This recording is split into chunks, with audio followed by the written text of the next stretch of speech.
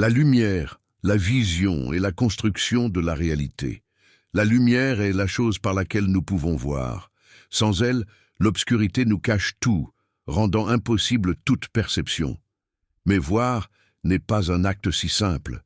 Nous pensons souvent que la vision se fait uniquement grâce à nos yeux, que ce que nous voyons est un reflet exact du monde qui nous entoure. Mais la réalité, le monde, tel que vous le voyez, n'existe pas. La vision est un processus complexe. Lorsque la lumière frappe un objet, une partie est absorbée, une autre est réfléchie. Ce sont ces rayons réfléchis qui pénètrent dans notre œil et atteignent la rétine, une membrane aussi fine qu'une feuille de papier. La rétine est tapissée de millions de cellules sensibles à la lumière. Les cônes, qui perçoivent les couleurs. Les bâtonnets, qui détectent la lumière et l'ombre, permettant de voir dans l'obscurité. Ces cellules ne voient pas à proprement parler. Elles convertissent la lumière en signaux électriques qui voyagent à travers le nerf optique jusqu'au cerveau. Et c'est là que se produit quelque chose d'extraordinaire. Notre cerveau ne reçoit que des impulsions électriques.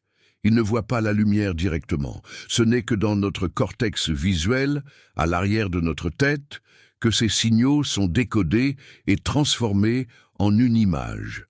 Mais cette image n'est pas la réalité brute. C'est une reconstruction. Mais d'où vient-elle? Et qui l'a codée? Notre cerveau sélectionne, interprète, parfois même invente des détails pour donner du sens à ce que nous percevons. Nous ne voyons pas le monde tel qu'il est. Nous voyons le monde tel que notre cerveau nous le fait percevoir. Ainsi, nous ne sommes pas seulement des récepteurs passifs. Nous sommes les créateurs actifs de notre propre réalité. Et si cela est vrai pour la lumière physique, qu'en est-il de la lumière intérieure? Si notre cerveau transforme les photons en images, notre cœur transforme-t-il aussi quelque chose d'invisible en une réalité plus grande? Qu'arriverait-il si, au lieu de regarder uniquement avec nos yeux, nous apprenions à voir avec une autre lumière? Avant que l'univers ne soit, avant même que le temps ne s'écoule, avant qu'il n'y ait un avant et un après, il y avait une lumière. Une lumière qui précéda toute chose. Une lumière qui n'était ni le soleil, ni la lune. Une lumière qui existait avant les étoiles. Les sages en ont parlé, les cœurs purs l'ont ressentie, mais combien l'ont vraiment comprise? Alors, interrogeons-nous ensemble, qu'est-ce que cette lumière? D'où vient-elle? Et surtout, où est-elle aujourd'hui? Imaginez une nuit profonde, sans lune, sans étoiles. Puis soudain, le soleil se lève.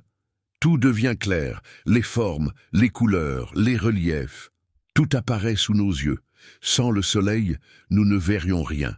Mais ce n'est pas le soleil lui-même qui nous éclaire, c'est son rayon. Le rayon est-il séparé du soleil? Non, il en est l'émanation, il en est le messager. Et pourtant, ce n'est pas le rayon qui illumine nos visages, c'est la lumière. Regardez bien, 3 choses semblent distinctes. Le soleil, qui est la source. Le rayon, qui transmet. La lumière, qui donne vie à ce qu'elle touche. 3 choses, mais une seule réalité. Alors, si cette analogie est valable dans le monde visible, ne pourrait-elle pas être valable dans le monde de l'invisible? Posez-vous la question.